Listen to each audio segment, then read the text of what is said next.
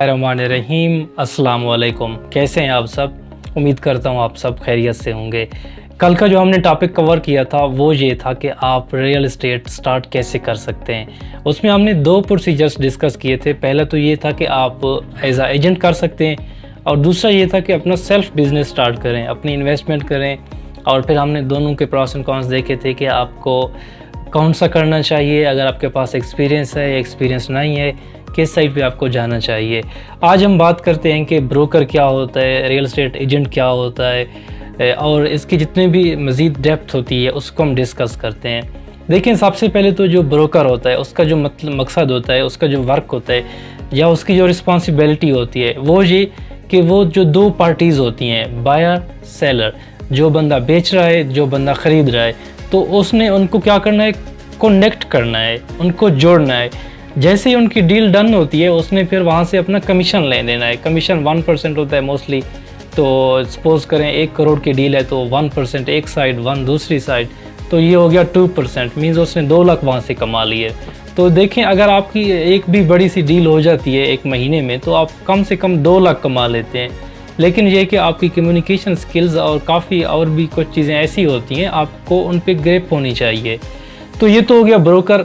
और जो real estate agent होता है वो कौन होता है? रियल एस्टेट एजेंट वो होता है, वो एक तो कनेक्ट करता है बायर को, सेलर को, उनकी डील डन करवाता है। डील डन करवाने के बाद जितनी भी डॉक्यूमेंटेशंस होती है उसको फॉलो करता है, जितने प्रोसीजर्स होते हैं, बाय लॉज होते हैं, उनको प्रोसीड करता है, ट्रांजैक्शंस करता है। वो पूरी रिस्पॉन्सिबिलिटी के साथ आपकी जितनी भी डील होती है उसको स्टार्ट से लेकर एंड तक डॉक्यूमेंटेशन सब कुछ उसकी रिस्पॉन्सिबिलिटी होती है।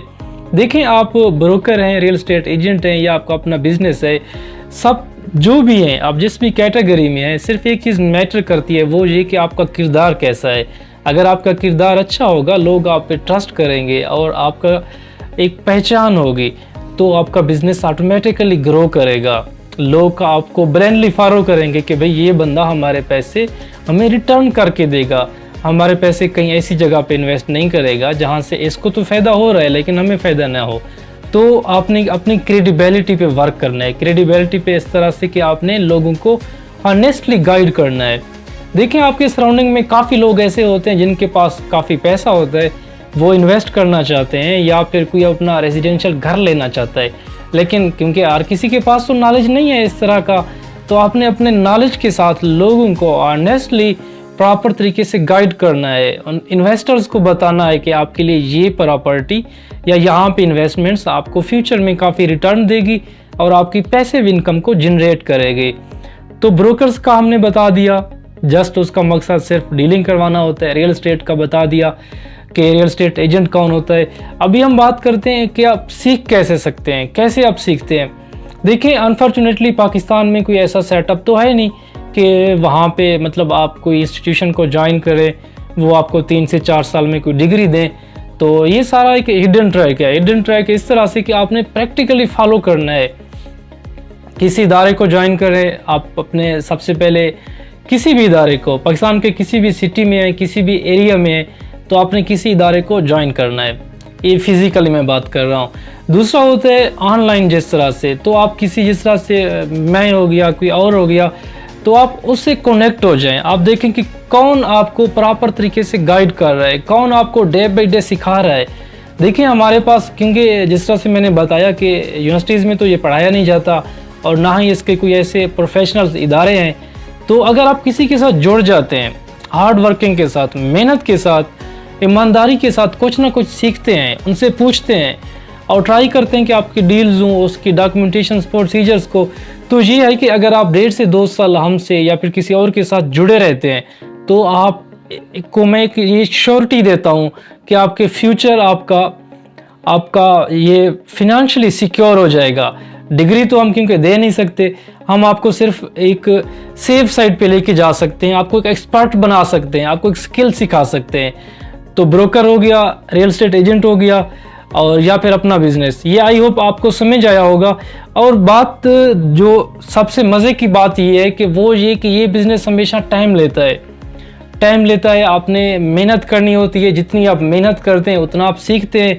और जो डीलिंग्स होती हैं उसमें सिंपल सा ये होता है कि आपने बेटर वे से कम्युनिकेट करना होता है लोगों के साथ। और जो रियल एस्टेट एजेंट होता है उसमें सबसे अहम बात ये होनी चाहिए कि वो पॉलिटिकली न्यूट्रल होना चाहिए।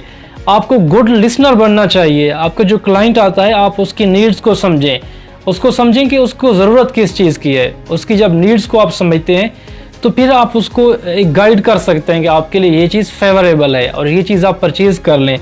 जब इसके बाद जो मैंने बात की कि आप पॉलिटिकली भी न्यूट्रल होने चाहिए, रिलीजियस वाइज भी आप न्यूट्रल होने चाहिए। क्योंकि देखिए अगर आप एक स्पेसिफिक पार्टी को उसके एजेंडे को डिस्कस करेंगे तो आपका जो क्लाइंट आता है वो लाजमी तो नहीं कि आपकी साइड से हो, आपके रिलीजन से हो, आपकी जो सब रिलीजन में कैटेगरी है या फिर पॉलिटिकल पार्टी है उससे उसका इलाक हो या फिर उससे बिलोंग करता हो। तो आपने गुड लिसनर बनना है, उनके इश्यूज़ को देखना है और जितना आप इश्यूज़ को हल करेंगे, उनकी जो नीड्स हैं उसको पूरा करेंगे, आप उतना ग्रो करते जाएंगे। और एक बात ये है कि जो रियल एस्टेट सेक्टर है ये काफ़ी ग्रोइंग सेक्टर है। देखिए इसमें मैं मानता हूँ कि काफ़ी बंदे ऐसे हैं जो नॉन प्रोफेशनल्स हैं और कुछ बंदों की वजह से पूरा जो एक हमारा रियल एस्टेट सेक्टर है बदनाम है, ठीक है। लेकिन अभी अल्हम्दुलिल्लाह इसमें काफ़ी प्रोफेशनल बंदे आ रहे हैं विद टाइम।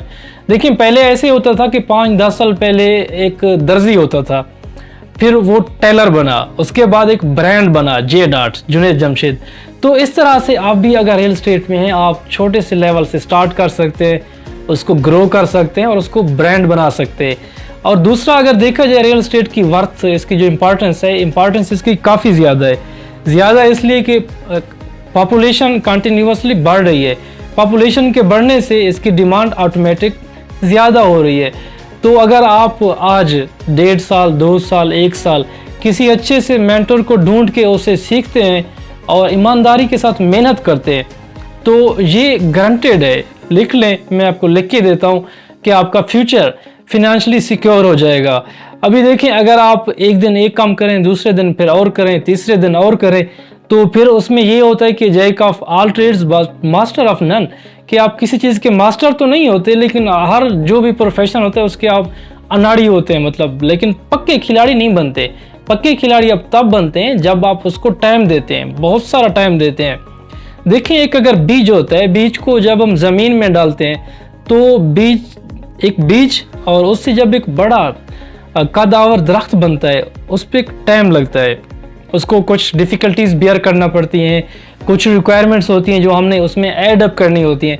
लेकिन जब वो सीड एक बड़ा सा दरख्त बन जाता है तो वो फॉर एवर होता है। फिर वो उसको जो रिटर्न्स होते हैं, फिर जो बेनिफिट्स होते हैं वो कंटिन्यूसली मिलते रहते हैं। तो आपने भी पैशन के साथ, मेहनत के साथ और एक मुस्तकिल मिजाजी के साथ अगर इन होना है तो हमसे जुड़ जाए किसी और के साथ। लेकिन ये है कि इंशाल्लाह आपको इसका मुस्तकबिल में बड़ा फ़ायदा मिलेगा। आई होप कि ये जो डिस्कशन थी हमारी कि ब्रोकर और रियल एस्टेट एजेंट किस तरह से बने, आपको ये समझ आया होगा।